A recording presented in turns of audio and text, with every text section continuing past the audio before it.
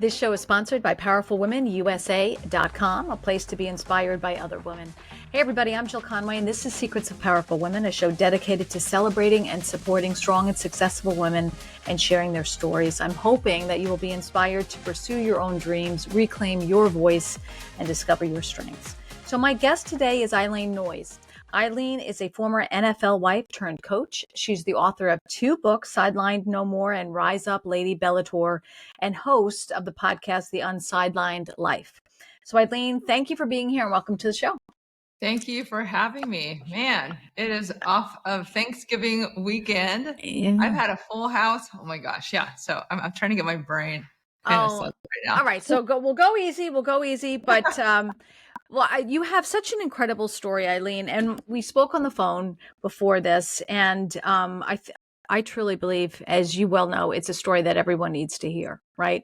Well, make some noise, whatever we just said, like whatever we need to do. So off your name there. But let's talk about first, describe your life as an NFL wife. I mean, it seems like it would be so glamorous, but yeah. Yeah. Yeah. I mean, there's definitely perks, and it's so crazy because that was a life that I had from 2001 to 2009 in terms of NFL. That marriage was from 2001 to 2016. So just a lot of different dynamics and different things. So that was life in the past. And so it's interesting to live and move forward, especially with me being, married already.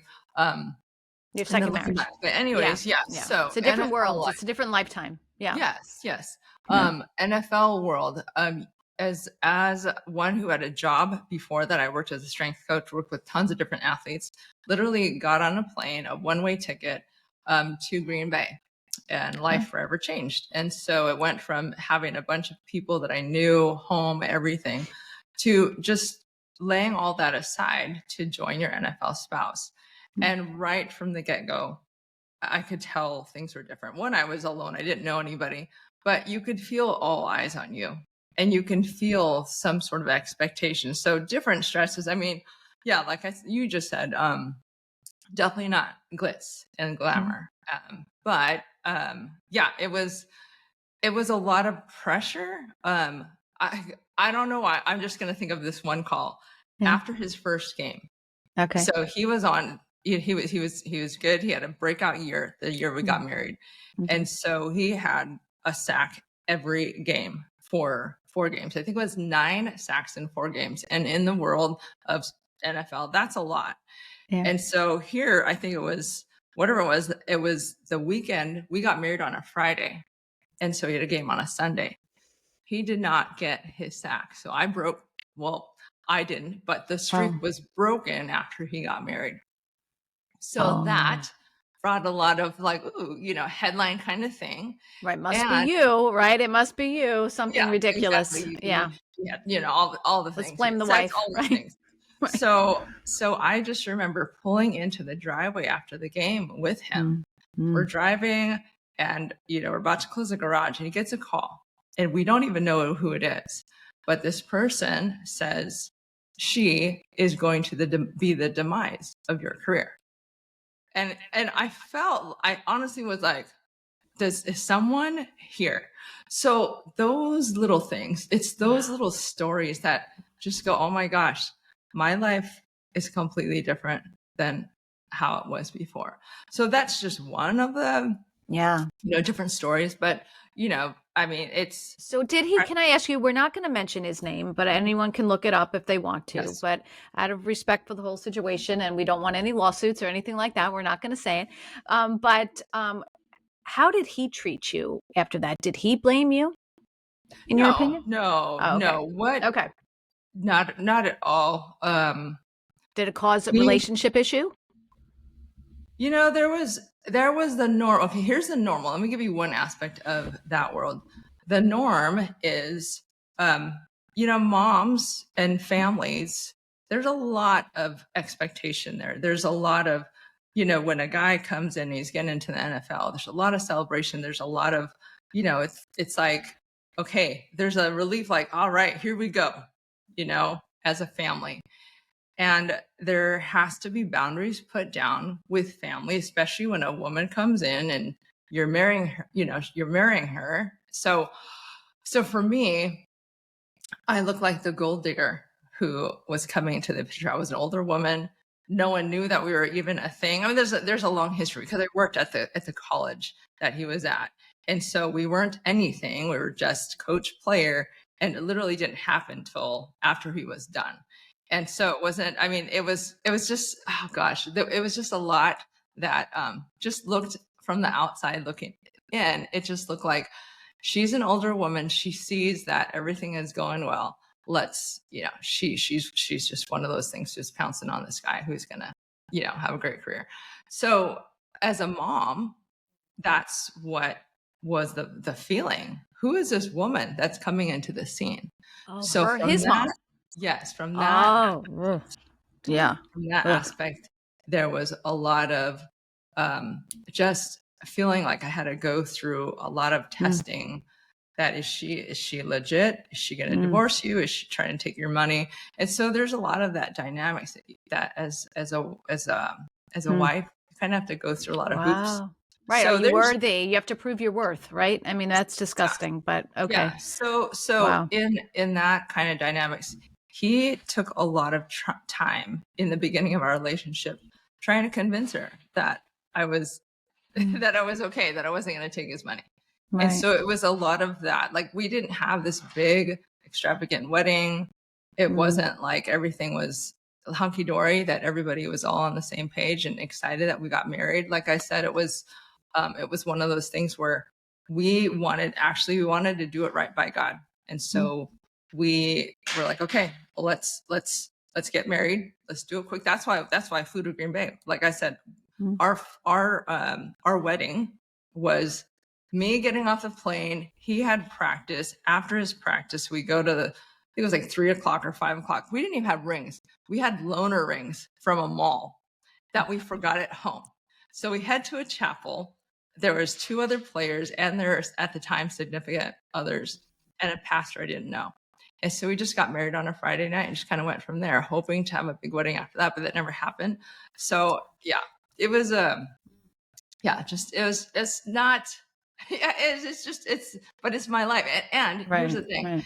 is in that dynamics, I just felt like, my life is not mine.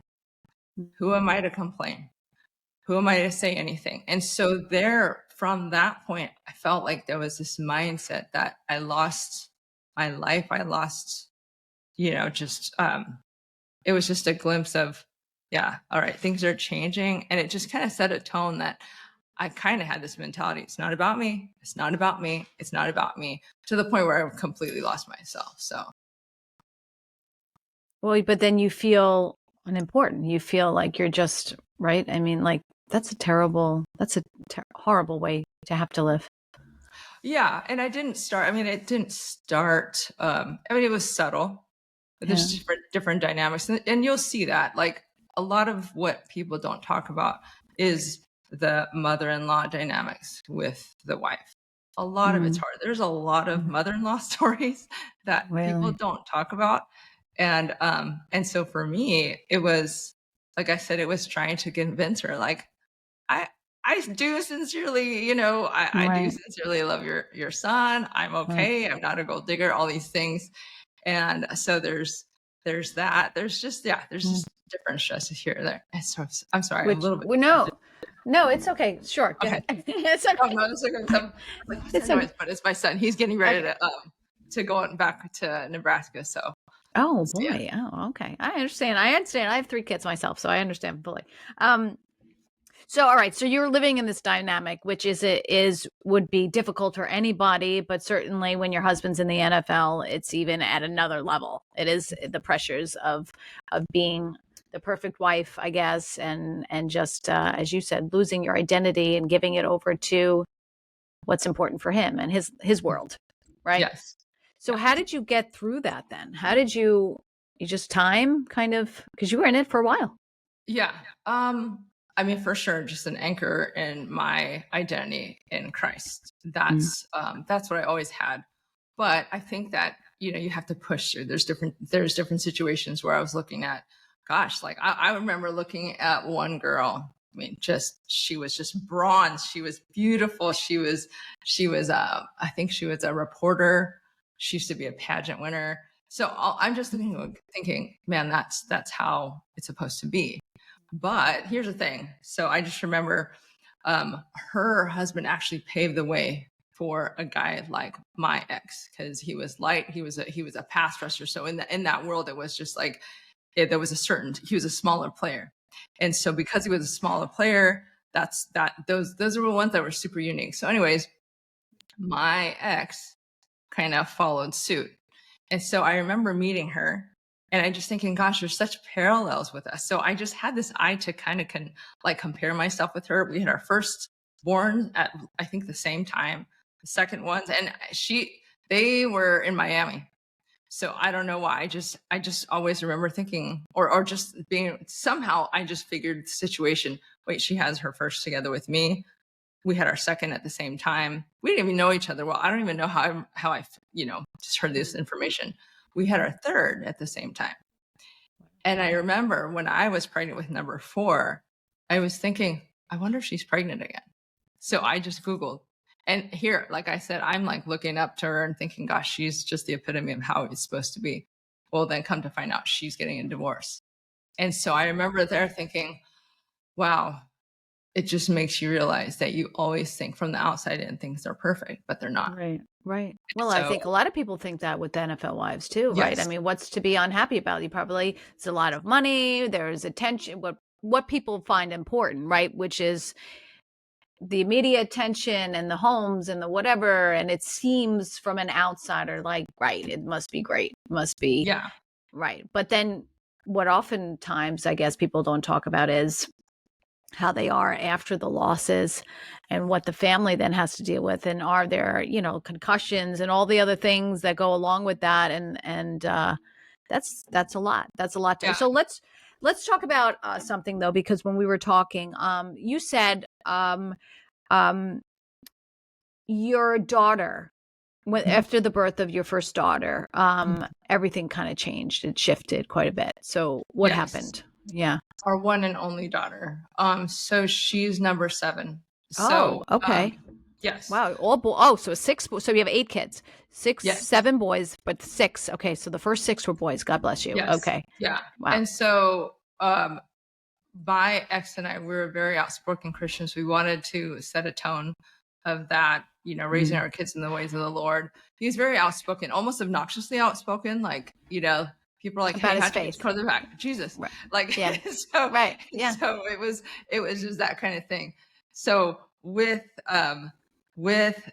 our daughter being born, it kind of threw off the whole, hey, I want all boys. I want the 12. He would literally just kind of joking, but I get serious. Like, I want the 12 tribes of Israel.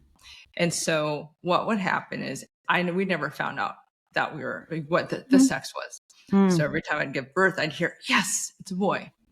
So when it came to number 7, literally as I'm pushing out this baby, I hear this silence and I hear him go, it's a girl. And I remember opening my eyes and I looked at him like, wait, please be happy. It was just so weird. I just knew the tone was set. So looking back, I know that there was what I can see was a spirit of fear that kind of took over, a worry. And they say that men, as fathers, melt when they have their daughters, but it was not the case with me. It was him, a father melting with his daughter and also being very nice and very, attentive, more attentive to the wife. But with me, I just felt more scrutiny, like I was supposed to be a perfect example for this 1-year-old, 2-year-old, 3-year-old girl. So it changed the dynamics for sure. And then from there, I think it did. It surfaced that there was issues with women and a fear of women that he actually acknowledged at one point, but he did say, I'm never going to put myself in a position where a woman kind of has a control over me or something like that. I don't remember the words, but from that was there, the feeling. Yeah. Yeah. From there, it was just finding a teaching that basically said women weren't created in the image of God. Women's value was to cook, to clean, and to have babies. And that she was to go to heaven based off of his determination if she was a good wife or not. So, as absurd as that sounds, I could see it in your face, and as absurd as that sounded when I heard it for the first time. Yeah. When you hear it over and over and over, you're not submissive, you're rebellious. There comes a point where, like, even God won't hear your prayers because you aren't created in the image of God, or you need to cover your head. It just messed with me. Sure. For sure. So was he like this? Was he as religious like this when you met him and married him? We, like I said, we raised our kids, and we wanted to, we lived a Christian life. We were biblical in our thinking. But I would say, in a sense, it was like good cop, bad cop. When guys are in the NFL, there's an intensity. So he's super disciplined. So I would say in a lot of sense, it was like a legalistic aspect of that. And so I wasn't like that. I was more, just more relational, very laid back. So we complemented each other. There were times when he would be on players and, just going on. And I'd hear from the wives, Eileen, what is he doing? So I'd have to go back and go, well, this is what he's saying. This is what he means. But the thing was, there was love behind what he did. And so, it was, in a sense, it was endearing that even though he was hard on people, there was that aspect of love. But when things shifted and there was more of that religious teaching, that love went away, and it was more of rules and legalism. And it was just a religious spirit that just kind of took over, where grace and mercy and love kind of just started, just dwindling. So right. It happened in the home, it happened with people. And so I was in the middle of that. And so, and that voice, that complimenting thing, that relationship that we had, where it was like, we both had a voice. Mine was being silenced, to where it was more about the legalism, more about like hey, do the rules, do this, do that. And so, when there's not that balance of relationship and discipline, I mean, it's just not healthy. Yeah. So what was your final straw at that point when you left him? Final straw. Yeah. A couple things. Well, he wanted, as I was searching this out, man, looking back, because it's been a while, let's see, it was 2 to 3 years of very difficult. And so it was the whole thing of, as my stance as a Christian, it was this, okay, God, and this is what the Bible says, I am to submit to my husband as unto the Lord. And so even though I didn't agree with a lot of things, I would go, well, I mean, he's trying to do this unto the Lord, whether my daughter wearing a head cover, or we're doing like the Sabbath, where we shut down everything from Friday night to Saturday at dusk, all these things that I didn't disagree with, and all these things that we argued about. In the end, that was my thing. Like, okay, this is as him trying to honor God. And so I am to honor my husband. Even in that, I will say that my thinking has changed. But when he wanted to take us to this place, and when I saw what the teaching was about, it was clearly not of God. So that was my thing. Okay, this is no longer submitting to my husband as he submits to the Lord. This is not the Jesus of the Bible, and this is not what we are. Polygamy, no. Like all these things, no. So from there, it was, okay. Wait, I have to ask you, where did he take you that opened your eyes? Where did he take you? What do you mean, in a place, or a physical place? Yes. He wanted to take us to where the headquarters were, the state where it was. He wanted to check it out. And I just knew this can't happen. And so I mean, gosh, there was so many things going on. You're asking deep questions. I probably haven't had. No, that's okay. This is good. So it's bringing me back. So we had, I mean, people trying to intervene. Things going on. It was like, don't take this trip, and the people were warning us not to take this trip. And so, grief, God, a bunch of people start. And so it came down to him saying, look, Eileen, I'm going to go with the kids with or without you. And it was going to be a road trip. And I knew that we couldn't make this happen, or it couldn't happen. And so, of course, I sought counsel. His boss at the time gave me a call, and he says, Eileen, you need to do two things. He said, you need to get a family lawyer and you need to get out of the house. And so that was the confirming piece, right, amongst so many other things where I felt like God was using different people, different situations to say, Eileen, it's time to go. Wow. And so from there, we had to have an escape plan. There was no other way. Mm-hmm. And in this, it was only with in the hopes that he would see what was on the line, and in the hopes that he would come back around. And it just never happened. And so, in that escape plan, it was, just going a couple hours away to a pastor's house that we knew, and just making sure that we were safe, because I just knew that if it came down to that day where we were going to leave, he's a big man. So when he told us to pack up, right, he says, we're going to pack because we're going to leave in 2 weeks for this place. And as the submissive wife, I was packing, but I already knew I'm packing and I'm preparing. So what I did was I folded laundry for each kid and I had them in baskets.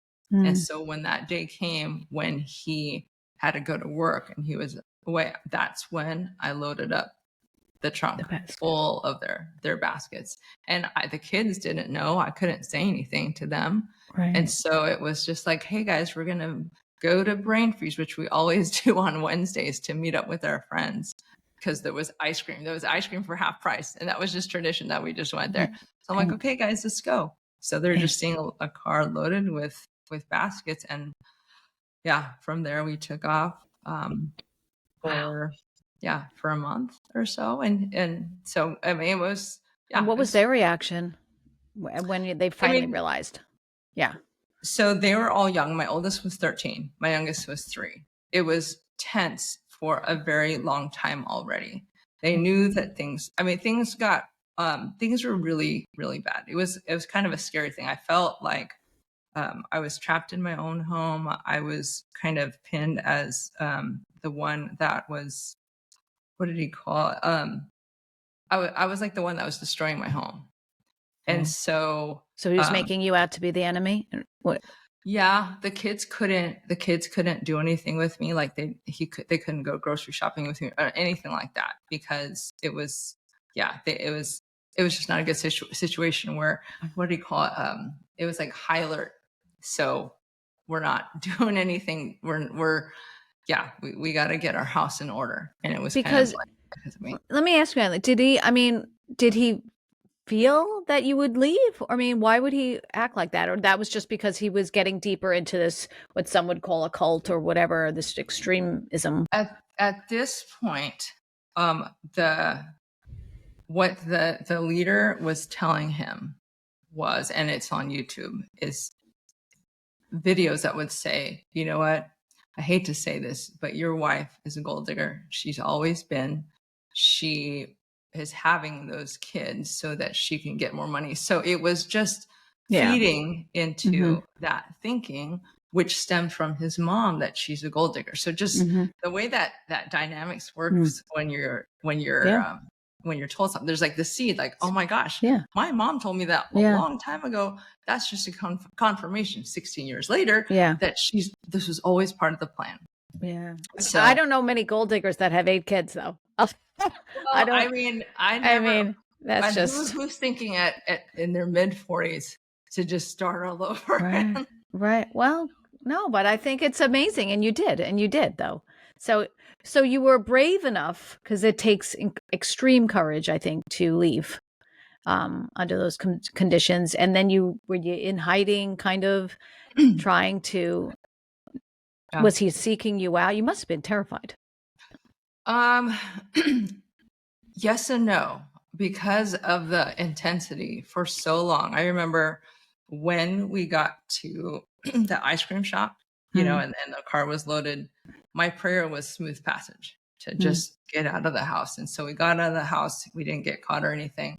And I remember stepping into this ice cream store, and for the first time in a long time, I let it out, and I was just like crying, like I just felt like for the first time, like safety. Yeah. And so yeah, so it just went from there. I'm sorry, what was your question again? Like, No, no, I can only imagine why your kids are like, why is mom crying at the ice cream store? You know, yeah, like what is going on, you know? yeah. And they, at that point, well, so this is what I meant to say too. So like I said, my youngest was 3, my oldest was 15. They had GPS watches, the oldest too.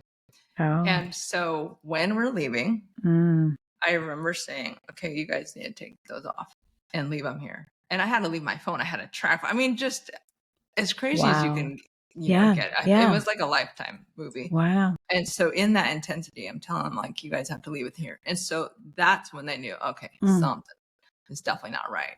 But in that trip, in the minivan to this place, I said, guys, we're not going to complain. We're going to be thankful. We didn't know how long we were going to be there. We just knew we were going to be in the basement of a pastor's house. And so I was just, to me, I just felt like, again, in the Bible, there's a story of, of Moses taking all these people out of Egypt, out of slavery. And so it was like, hey, no whining, no complaining, be thankful, whatever the situation is. Right. And I mean, that was the tone that I felt like I needed to set Yeah. for my kids. Like, hey, we're going to be okay. We're just going to we got to go through this, but God's with us. And so, so it was a lot of hidden tears, a lot of tears that I didn't want them to see because I didn't want them to worry about me. Right. And a lot of, just really crying out to God, like, okay, like, God, get us through. And he totally did. Yeah. So I think your question was like, how did the kids, take it? I mean, like I said, all different ages, all different stages. I mean, the interesting thing now, which I knew was going to be the case, was those conversations at that time, the 3-year-old, I mean, trying to explain to her what was going on at that moment. Now it's those conversations, but expanded, different ages, different things that I can reveal and talk about as they're older now. And then also things that kind of expose themselves, because I never wanted to, bash or, I don't want to dishonor. He's always going to be their father, but there's things that they're seeing and that God is showing them, which kind of just makes me go, okay, like, you know what, we're going to be okay. And they understand, like, that's the biggest thing, is that they understood why I had to do what I had to do. And that, to know that they're not bitter toward God, to know that, they honor, they respect their father in a lot of ways, but they don't agree with a lot of things because of, what our biblical beliefs are. And then to know that they're not bitter at me, like that's huge. And they're still following God. They still have their faith. And that was my big thing, is just making sure that they're still on the right track. Yeah. Is there still a relationship between your kids and their father? Their father? Not right now. My oldest, has tried to, talk to him, but right now, yes, there's not a relationship dynamics of father, son, nothing like that. So and he's remarried with a lot of kids. Still. He's well, in that religion, it's more than one wife. It's concubines. It's like literally like going back to the things you see kind of in the Bible. Like, oh my gosh, it's just different. That's a lot. That you survived all that and were able to escape with your kids, and you're now remarried, right? You finally found, I would hope, a safe place, a safe relationship. And let's talk about that and how this whole relationship, your whole past, has now helped you. And you wrote 2 books about it, and how it has really helped you help other women. And we'll talk about that right when we come back. Help me get the word out. Let's pause here. We'll be back with Eileen Noyes right after the break. Help me get the word out. Share this with your friends and family. We'll be right back. Hi, everybody. I'm Jill Conway. If you love what you're listening to, please like and subscribe to my channel on whatever podcast platform you listen to and on YouTube so I can keep bringing you these amazing women and sharing their stories. Thank you so much for listening. I hope you love it as much as I do. All right, welcome back. You're listening to Secrets of Powerful Women. Eileen Noyes is with me. She's a former NFL wife and a two-time best-selling author and now a coach that helps empower women. So, Eileen, after everything you've been through, and you spoke so, raw, it's so raw and genuine, your story, and incredible, really, that you had to go through that. So now you're a coach and you want to help women not lose their identity, high-profile women. Like, who are mostly your clients? Do you work with NFL wives? Right now, not. I feel like I'm so far removed that it's kind of waiting in the wings. So it's such a different dynamics with the young ones now and the challenges that they faced. And so it's been, I would say, a little bit on pause, or just like a seed that's planted. For sure, that first book, Sideline No More, that has to do with, losing your identity, your relationship with your spouse, the family expectations, those dynamics of just the competition, not only of the women, but family, fans, where devotions lie. I mean, there's a lot of just different dynamics that I think as a wife, you're fighting against in that world. For me, there was a time where, because I didn't have my purpose and because I was kind of numbing the pain, I had a shopping addiction. So I talk about that and just really honing on who are you outside of this world. And then the last chapter has to do with the transition out of the game. So as a whole, him going through the identity crisis of who am I, as well as her. And so there's just different dynamics in that, where, a guy, especially, and the longer that he's in it is hard. So the guy has masseuse, trainers, food when he wants it, the laundry done. And so there's so much of that. And when he's done, it is this place of, wait, who am I? And as a wife, it's like you have to kind of take all that as, I have to do all those things now, or the pressure of, there's a lot that's going to start falling on me. And so to actually divert from your question, I think that's a lot of the reason why that religious cult was so intriguing. It was kind of a warped familiarity of, oh, okay, one, it's about the man's respect. Two, it's about my performance. Three, it's, well, if I have a lot of wives, then she takes care of all the things that I used to have that was across the board, athletic trainer, cooking, all that stuff. Right. And so, just kind of just, that situation. For me now, in about 5 years in the making, I feel that God is calling me to family devoted women in general, family devoted women who we just have a way. So you have a big scale of NFL, but we have a way of just going, it's not about me. Let me take care of everybody else, to where she's totally depleted. And when she's totally depleted, she's not there as the wife that she needs to be. She's not there for the kids. She's not living out her purpose. She's not, I think that it's the mundane. It's the things. If there's no motivator, she ends up just being, just kind of a shell of herself. Yeah. And so for me, if I can show her, wait, this is what you're meant for. And there's so much of you that so many people are missing out on. This is you. There's something that wakes up in her again. And so when she shows that, when she sees that there's a purpose that goes way beyond her husband, her kids, all the things, because for me, again, I was told cooking, cleaning, having babies, that was it. Well, shoot, what if when they're all grown, does that mean I have no purpose anymore? And so when she sees that there's a bigger picture, there's legacy, there's impact outside of the home, and I wake up that spirit in her again, then she shows up. She is those stories, those things that I went through. Now other people can hear it and be encouraged, because I know that I'm not the only one. Again, even in the extreme case that I was in sharing my story, there was about 4 or 5 women part of the NFL that are dealing with this actual cult. We're talking 18 kids that are affected by this cult. And so if this happened back then, it's not an isolated thing. And so for me, so yes, my heart is for those women that are going through stuff like that.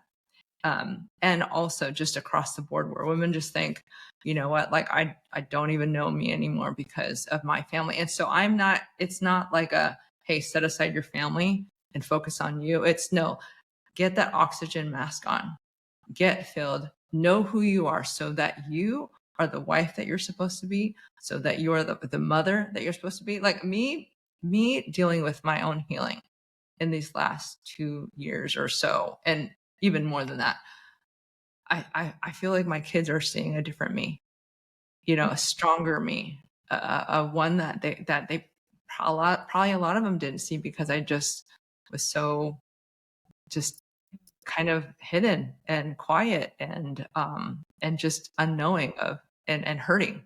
And so now, when I'm healthier, I see things totally different. I'm not woe is me. I'm not feeling bad. I'm not, just focused on my pain. Me being healed means I can see things clearer. I know what to pray for. I know how to show up for them. I know how to nurture the gifts that I'm seeing in them. I'm a better wife. I mean, it's just across the board. I just feel that because I'm working on me, then everybody else benefits. And so Oh, that's what I I'm agree with that. I completely agree with that.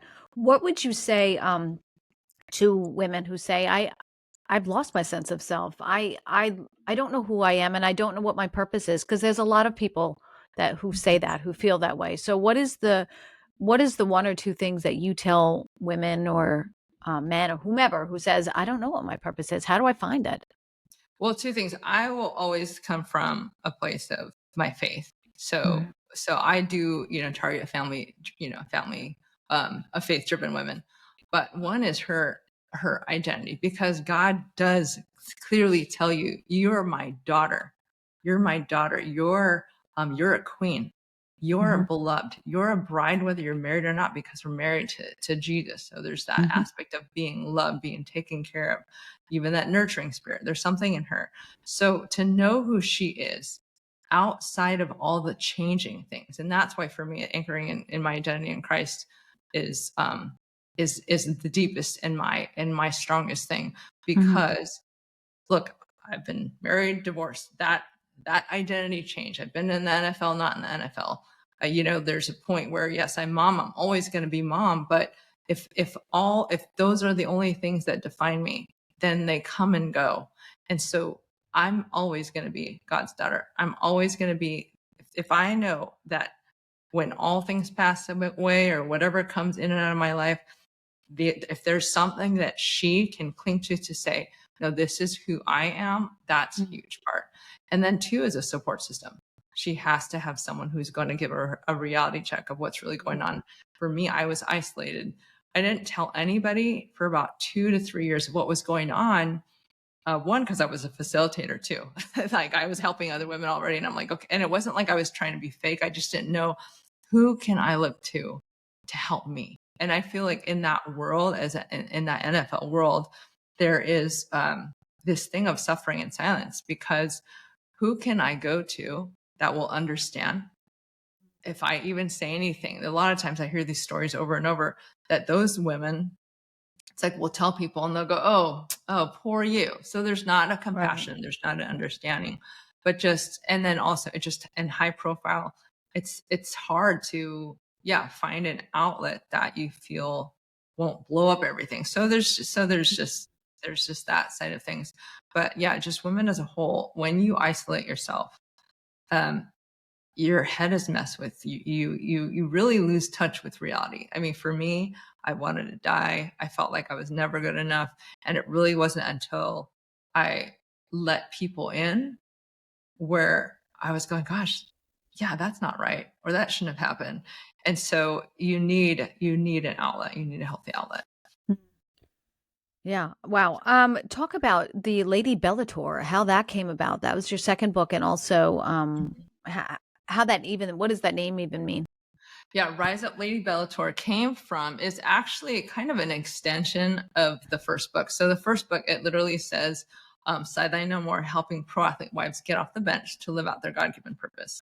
And so the tagline obviously is very focused, very niched. And so, like people would say who knew me, Eileen, I'm reading the book. This is not just for pro athlete wives. Like this is, and men and women were saying that. Right. And so I was like, okay, all right, let me just tweak things. I thought it was going to be a couple of tweaks here and there, but it ended up being like some chapters were taken out completely, a full extension.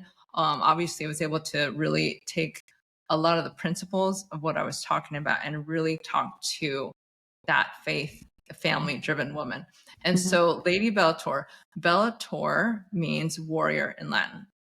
Okay. And so, for me, again, in my faith, there is a huge part of being a mom that she's the nurturer. She's the one that is aware, not only for her spouse, but for her kids. So when she has an awareness of what's going on, she's the one that has to stand in the gap in prayer.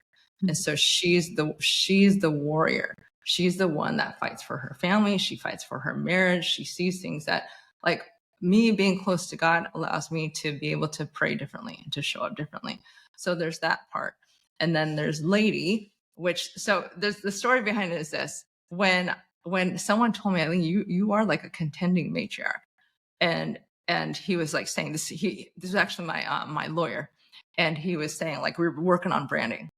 And he's like, yeah, this is you. And I'm like, okay, first of all, matriarch, that sounds old. And it sounded, for me, because of my ex, he just kind of put a bad taste in my mouth. It seemed like it was like a feminist bad thing. And so when he was like, no, like, look what matriarch is.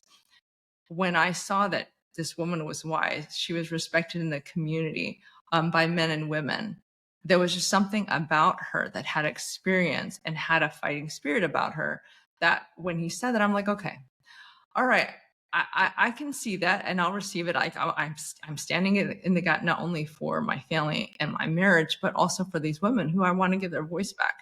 And so I was like, okay, how do I say, like, contending matriarch without saying that? Because I'm not going to make it. I can't see a logo on there.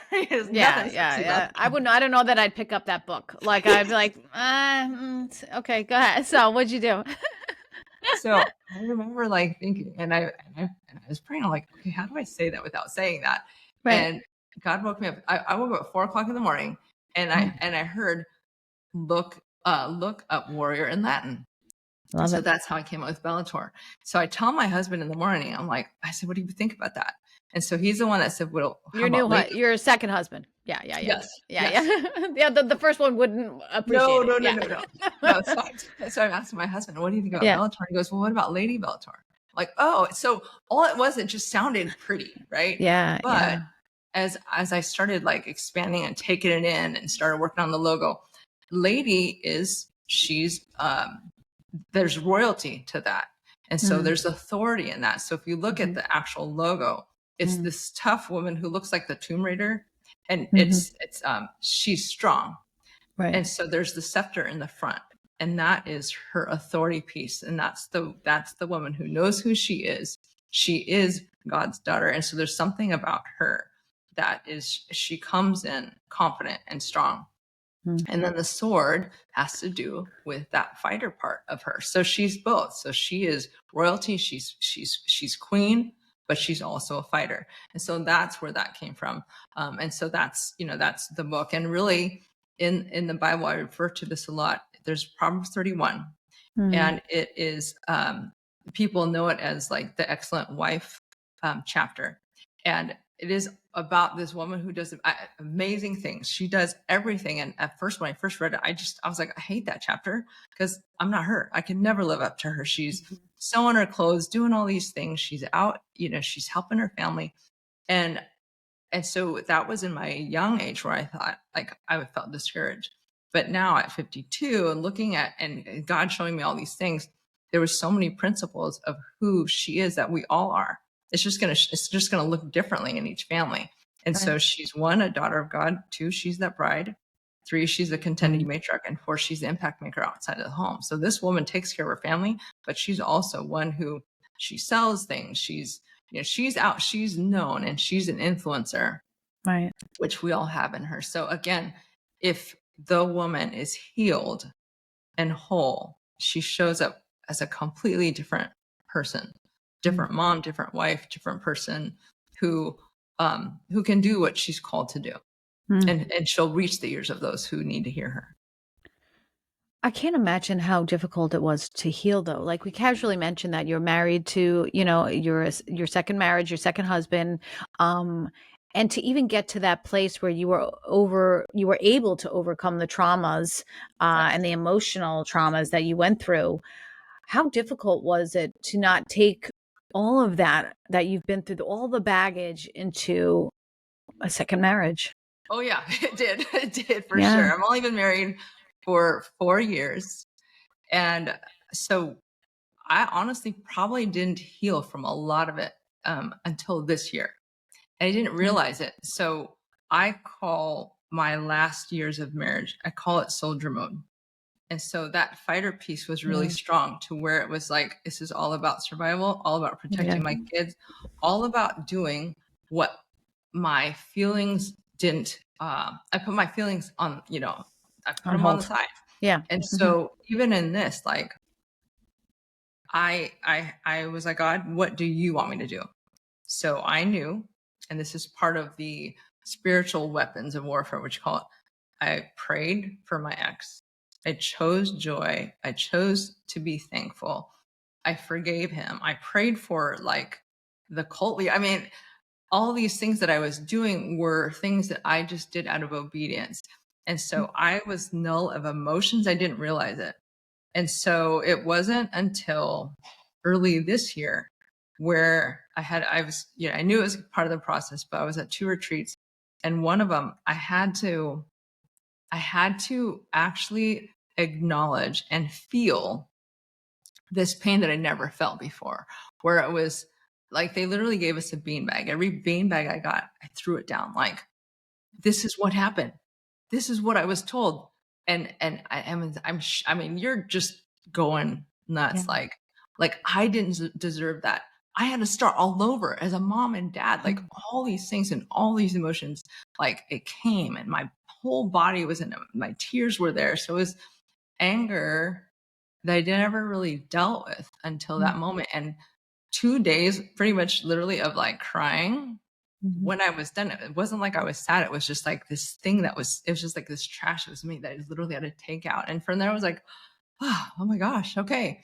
And I didn't realize how much it was impacting my my marriage the second time around. I didn't realize how guarded I was. And I knew it was going to happen. We talked about it. Like, I knew, like, I was single for 3 or 4 years, and I was accustomed to that. And I remember when I first got married the second time around, I'm like, you know what? I said, when we fall into hard times, I'm going to have a temptation to say, you know what? I don't need you. I can do this on my own. And so we had to go through that. But there was this guarding in me. It really came from this. With that healing process, there was a message in me that basically came to this conclusion: all men who I put my trust in will eventually betray me. Wow. And there was just, and this goes back to childhood. So we talked about the whole healing thing. This goes back to all these different things, to where A lifetime of hurt. Yeah, yes, a lifetime like of hurt. that first marriage, he solidified. Yep, everybody who all men, they're going to put their, they're going to betray you. So of course, the second time around, it's not like I ever like verbally said it, but in my mind, I'm just thinking subconsciously, this is going to end too. I got to make sure I protect me and the kids. And so I had to deal with that and just verbalize, my husband, Michael, loves me and I love him. We are committed. And so made the hard times, which are still super hard. You got 2 people with 2 different histories. He's got 7 of his own. So a lot of things that can go to where it's all things seem to be stacked against you. But when I have to be like anchored in all those things I told you, but just making sure that I keep things, priority straight, God first, all those things, then yeah, we're gonna make it. It's gonna be good. And it is. It's like we've gone through a lot, and and we're still going. But man, like, God's faithful. So speaking of family, I had all 8 of mine home finally, because there's one that's out of town. He's in Nebraska. Then I had 2 girlfriends who I know I'm pretty sure they're going to be, the ones that they married. And then I had my husband's 2 youngest here. I mean, it was a house full for sure. Wow. So they left this morning, and then his 2 oldest are coming into town. Well, no, sorry, the one oldest with her husband and daughter are coming into town. So it's a lot of That's a lot. Yeah, that's a lot, but I mean, good things. But yeah, that's craziness. Yeah, that's craziness. Yes. Good crazy, but craziness. Sure. Tell me about the podcast now. Now, what do you talk about in the unsidelined life? Yeah, the unsidelined life started last year, and it was really to kind of give a voice to those NFL wives. So I had I highlighted 2 women. I highlighted NFL wives and their stories, a lot of behind the scenes, just different things that they're doing in their lives. And then I also had a guest that was just someone who kind of was defined as a Lady Bellator. Like, she was doing it. She was, whether, just at home, like kind of things undercover. There's so many women, especially when if there's some sort of thing that they disregard or disqualify within themselves, then like I said, like, I know so many women that are, man, one owns a skincare place. She's divorced. And so she's raising her kids, but she's a business owner. I'm a yoga instructor locally. Same thing. She's got 4 kids, but there's so many of these women who we tell ourselves, well, I'm divorced or this happened. And so then they stay quiet, but it's like, no, you're doing it. Your story is encouraging. Like, what you do is inspiring. And so those were the women that I would like highlight as guests. This season, I have only had 1 guest. And so for me, I'm actually going through that whole Proverbs 31 and how she looks now. Because that's the thing. It's like when women read that, if she feels like, okay, I don't live up to that. Like, this thing talks a lot about who can live up to those standards. For sure. She sews her own clothes. She does. I don't sew anything. And I don't either. And I have no intention. I'm lucky I go shopping. Please. If that girl, if she had Amazon, she would have done the same thing. She had to do that. So it's like, well, how does she look different? How does she look today? And so that's what my podcast is all about. And it goes deep into different things. So I love it because it's just a different take on something like that. And I just feel like it's calling every woman to just be encouraged that she's doing it, because most women just, I don't know, something about us where we just really have a way of putting ourselves down, and we're always critiquing. And that's why I've reached out to you, because I love what you're doing. And it just, I was like, I would love to just connect with you. So. Oh, thank you. No, I think it's amazing, but I think it's part of the culture that we're all living with, that women are supposed to be everything to everyone. Their parents, their kids, their spouse, a great employee who stays late, and this whole culture of give it 150%, work hard, keep going. And I think it's a joke. I mean, I just think, and then not even that, but then you're supposed to work out. And you're supposed to look hot. You're supposed to stay that way. You're supposed to look great. You're not supposed to age. You're supposed to, like, all this ridiculous things. And it's like, why are we doing this? Men don't care. Men age. Men go gray. Men, all these things, never get any work done. But we're so hard on ourselves. And you know what? We're so hard on each other. We're so hard on each other sometimes. I mean, and it kind of just. Thank you for saying that about that podcast. But that's like you. I want to highlight and share all these women's stories just so other people, like, you're not alone. You're not alone in what you're going through. We're all in this together, and nobody's perfect, and nobody can do it all. Just do the best you can in the situation that you're in, and keep hoping, praying, meditating, find the inner core, and just keep going and fighting for who you are. For sure. And I think the more that I'm healed, the more I can cheer my sisters on and not go, why is that happening to her and not me? Well, then, and then you start picking her apart. I mean, that's not what we're meant to do. And so for me, being healed, for me to know who I am means, hey, my sister, she's got great things going on for her. Let me cheer her on. And so that's also the community that I want to create, and it makes such a difference. Makes Well, such a as I difference to say, just I agree with you. I mean, Eileen, you were born to be Eileen. I was born to be Mhm. Jill. Like, we're Exactly. not supposed to be each other. We're not some I don't want to be and do what you're doing. And I don't want to, I want to be me and free to be me. And I think every single woman who's listening, be you and find what Mhm. lights you up, find your purpose, find the joy and pursue that. Amen. Yeah. Right. And it's okay that you didn't go food shopping today. And it's okay that you don't do the laundry all the time. I mean, we have to start giving each other some breaks.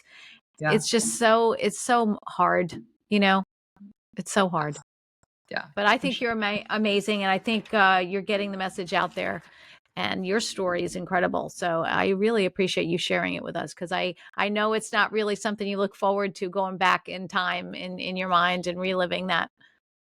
Yeah. I mean, I'm okay. And it's like, yeah, I just was thinking, wow, like there are certain things that I told him, like, gosh, I haven't told those stories before, but that's because Mm. people don't ask me. Like, I'm totally open, but you got to ask me. So Right, I'm right. glad that you asked me. So no, it's if it can help someone, Mm. then I'm all for Yeah. sharing whatever I need to share. And last minute advice, Eileen, to women who are in any sort of emotional, abusive relationships or physical abusive or anything like that, a relationship that is just unhealthy. And your advice to them is what? Yeah, absolutely. Please, please, please find a safe outlet. One, just a girlfriend, who you can talk to.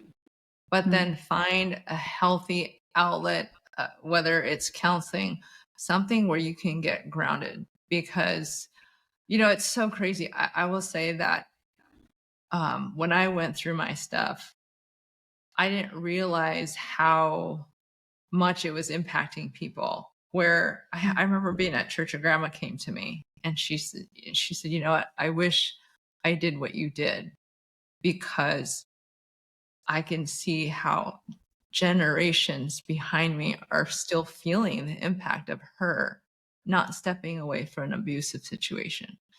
That's right. And we're all in this together and we're all empowering ourselves and the next generation. So I love it. I love what you do. I think that's it for us. And I want to say thank you to Eileen Noyes for coming on the show and sharing your incredible story. I really appreciate it. I'm Jill Conway. Thank you for listening to the show, celebrating incredible women like Eileen. I hope you're inspired to pursue your own goals, believe in yourself, and dream bigger. Your voice matters and your story can help others. So I hope you join me next time. Share this podcast with a friend and follow us both on Instagram. Thanks so much, everybody. Bye-bye.